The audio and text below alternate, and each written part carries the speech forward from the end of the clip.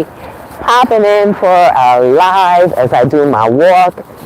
Say hi because your hi does matters, and that's when I'm going to turn the camera around and give you a special hi because you are being present and you're letting me know that you are present. So, as we walk and we talk autism, I'm going to bring you up to date and up to speed with what is happening in our world. For those who do know, I am an autism mom for Zachary, who is 19 and on the autism spectrum, and he was diagnosed with pervasive developmental disabilities before the age of 3, and we've pretty much worked on each one of his skills, each one of his growth stages, step by step, stage by stage, and now we're at another stage. So I wanted to pop in because as an audiologist, speech language pathologist, and someone who has supported autism parents over the years, who's also worked in the field over 20 years, to make sure we have a nice clear recording. This should be better. So being the fact that I have serviced families over 20 years, also a co-founder of Smart Fit Fam, which is a nonprofit organization, 501c3, supporting families with wellness, fitness, and nutrition, families with special needs, and on the autism spectrum. Also, I founded a socialization martial arts program over, 15 years ago. So a lot of these strategies are things that I've learned in the classroom, in the field, in the schools, through work, and at home with my child. And with countless families who I've worked with for early intervention and in basic educational balance, modulation, modifications, all the things. So let's talk about sensory needs and why we have added walking into our sensory repertoire. For those who don't know, one of the things that Zachary and I love to do is take our walks. Yes, I take walks, but Zachary also takes walks to modulate his own sensory needs so that he can just learn how to navigate his own self. We have used walking over the time, whether it was walking with weights on. He was a toe walker when he was younger. He had difficulties regulating himself whilst walking, and we began to just use consistent walking through the process.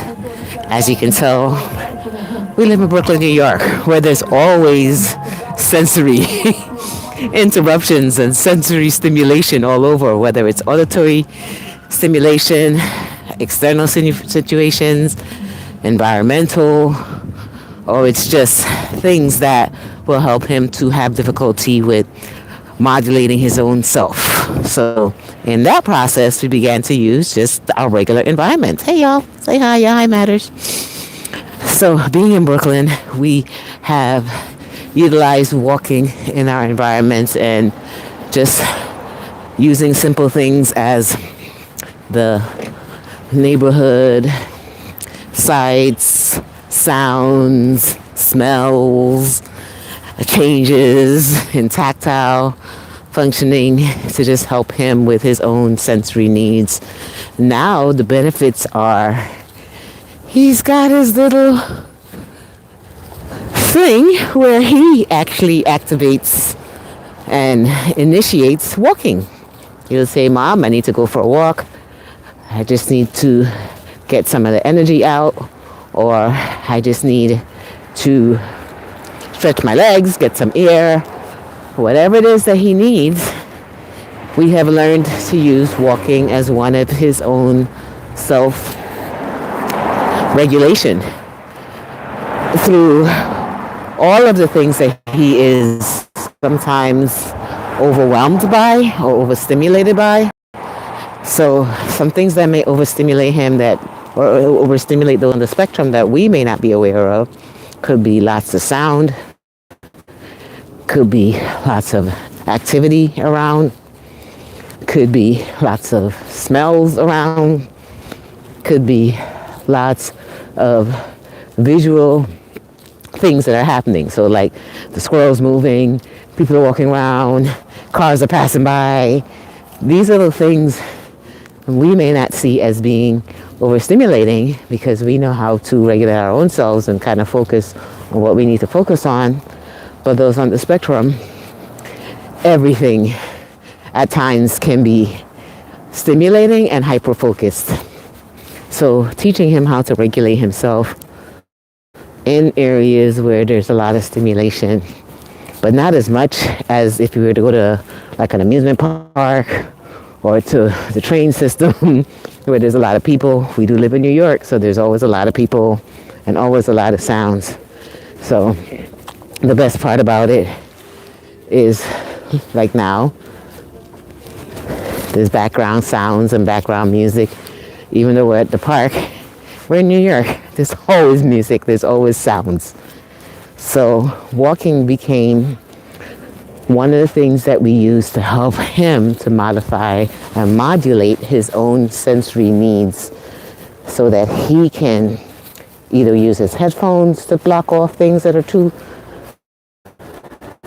auditory stimulating, too much in his auditory space, whether he would, instead of walking on this outside path, he would choose the inside path, like in there. So now he knows how to regulate his own visual overstimulation to sometimes grounding himself with the grass and just going and playing in the grass or sitting down and looking at the trees and the leaves to help him with that stimulation. With background noises, there is a police precinct about 2 or 3 blocks from here, so pretty much every few minutes you'll hear the sirens.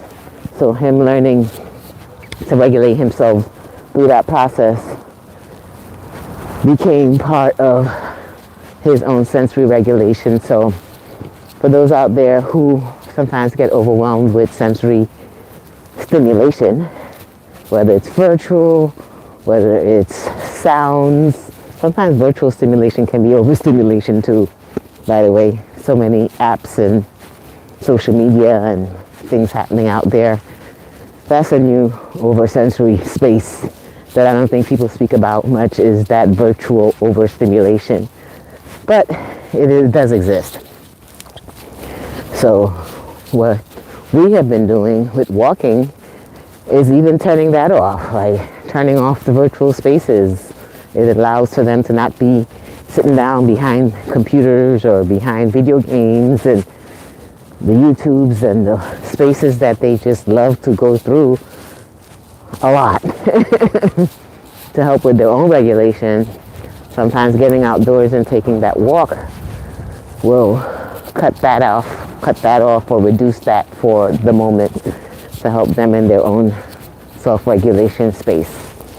So that's some cool strategies. I'll share some more with you over time. But those are the benefits of walking for sensory needs. Those are some of the ways we've used walking.